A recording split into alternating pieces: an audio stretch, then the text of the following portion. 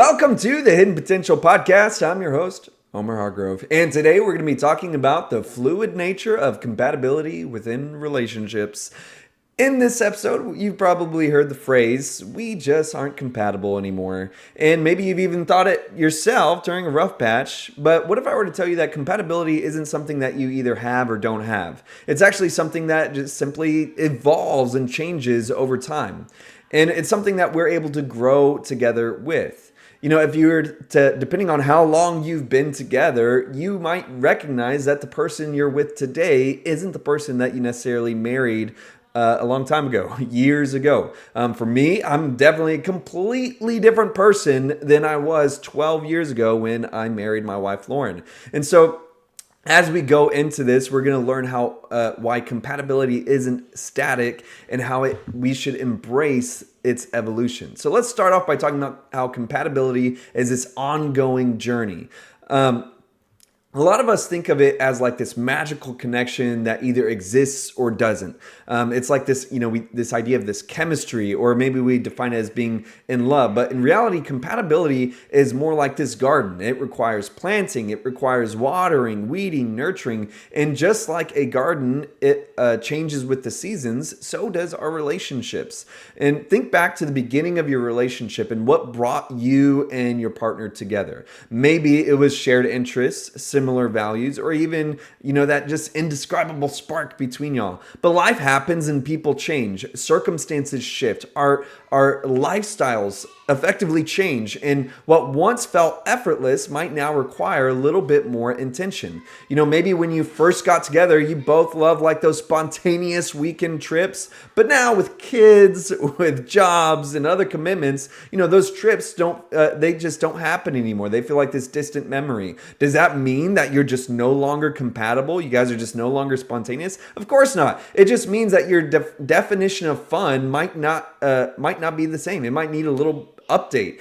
And now think of bigger examples. Like, compatibility isn't just this one-time setup. It's about continuing to learn about your partner and about yourself.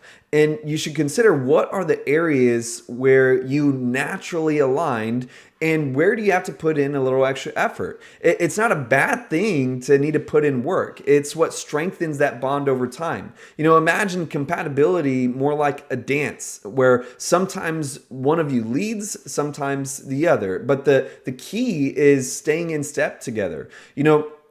As a simple example like sex, think about how when you first get together, you can't even like keep each other off of one another. You just like, it just comes so naturally. But then as you get older, our bodies change. We have kids, we have different obligations and responsibilities.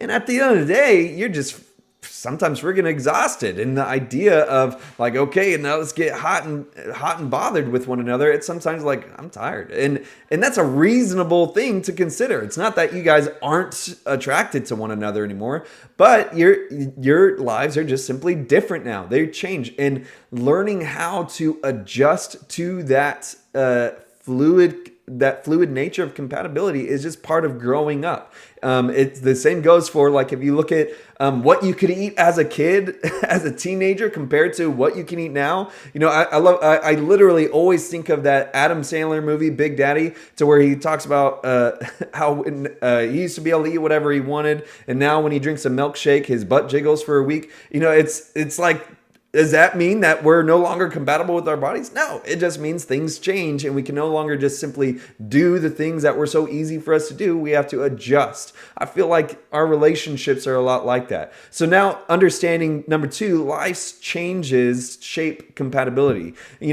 Life is unpredictable. We know that. Careers change, families grow, personal interests evolve. Maybe one of you decided to go back to school, or perhaps maybe one of you developed a new hobby that wasn't even in your radar 5 years ago. When I first met my wife, I didn't even have a video game console. Now I play video games, and it's not something that she necessarily signed up for me to do. And it's not like it dominates my life or anything, but it's like this thing that's a simple hobby that I'm interested in, that she did not know was going to be a part of the package, and neither did I. And it's like these simple changes can either pull you apart or push you to grow closer. And depending on how you approach them, instead of seeing change as a threat, try viewing it as an opportunity to rediscover each other. When you're curious about your partner's growth, you're saying, I'm invested in who you are becoming. As adults, we should have this idea and mentality that we are ever changing and growing into a new person.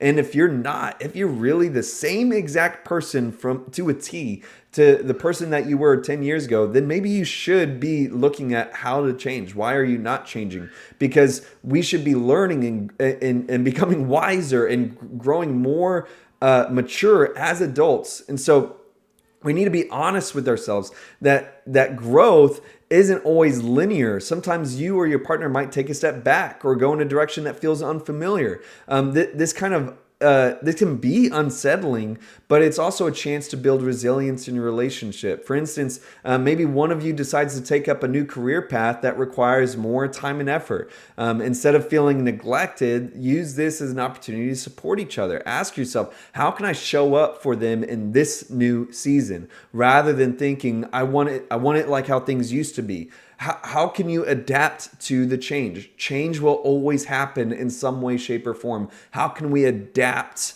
and make that change the best that it can be? Number 3, practical ways to adapt. How do we keep this idea of compatibility alive when life throws us these curveballs?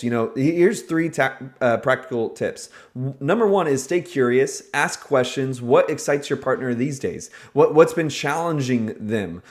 Curiosity isn't just curiosity about your partner isn't just for beginners of relationships. It's the key to staying connected. And don't just stop at the surface level questions, but dive deeper. Ask things like, what's something you've always wanted to do but haven't yet?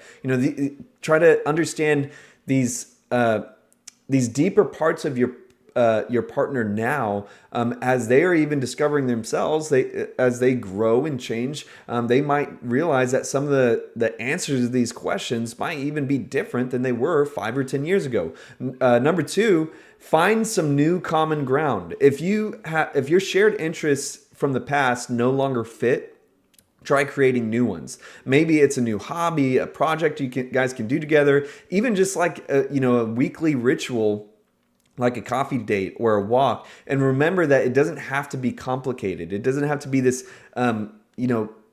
this unique, like out there thing. Even cooking a new recipe together can spark that connection with y'all.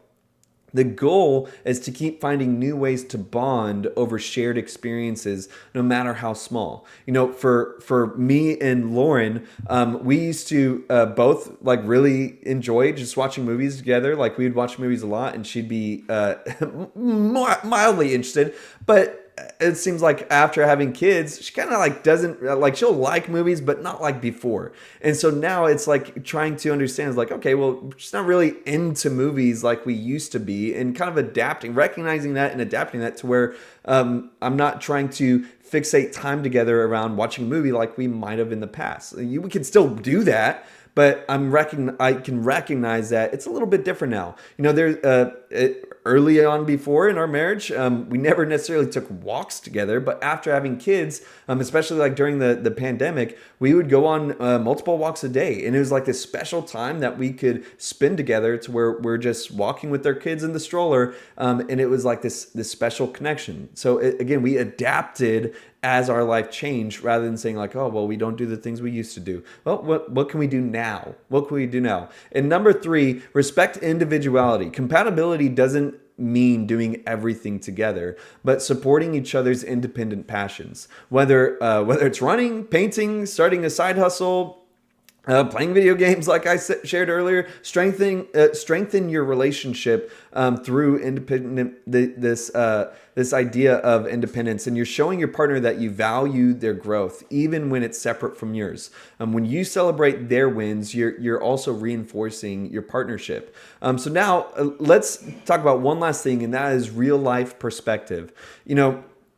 I think that if we were to if we were to look at so many different marriages early on in that marriage, we often have these seasons where we bonded over shared love of something. Maybe it's like a shared love of fitness or a shared love of X, Y, or Z. But when say something changes, like whether like maybe as you get one person as they got older, they just don't like working out anymore, or as after having kids, they don't like doing this anymore, and that simple idea of life changing makes things that used to feel easy feel more difficult. And when you feel like that connection is slipping, instead of just drifting apart, get creative and try to find those a new interest or a new way to share time together. And it can simply make those challenges feel like opportunities to grow closer and make your relationship even something stronger than it was before. Again, it's this idea about adapting, and don't cling to the idea of what used to be, but allow yourself to find that new way to connect. And I want to just again emphasize that these challenges are opportunities to think,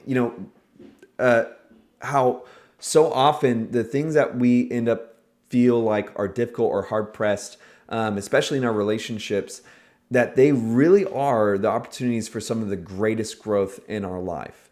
If we allow ourselves to lean in and overcome these obstacles, I feel like it relates in the sense that, like, as a pastor, like I look back and there's like these distinct core memories of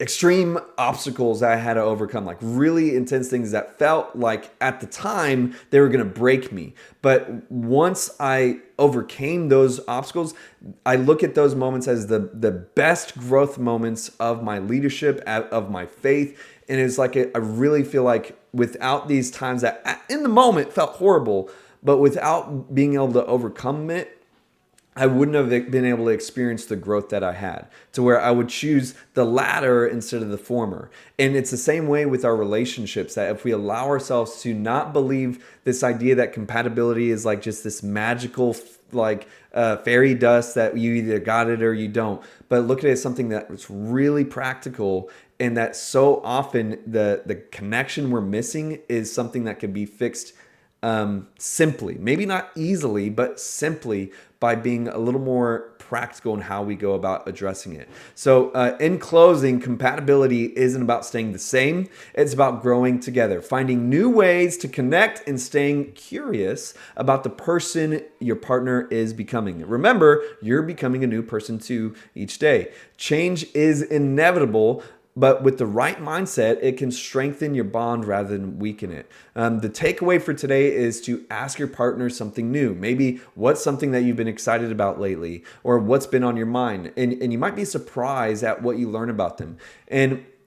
And all that being said, if you found this episode meaningful for you, I hope that it was. I would love for you to subscribe to this podcast, but also join our free Facebook group. You can also grab a copy of my book, Forever and Ever, by going to my website or ordering on Amazon. But with all that being said, until next time, have a great life.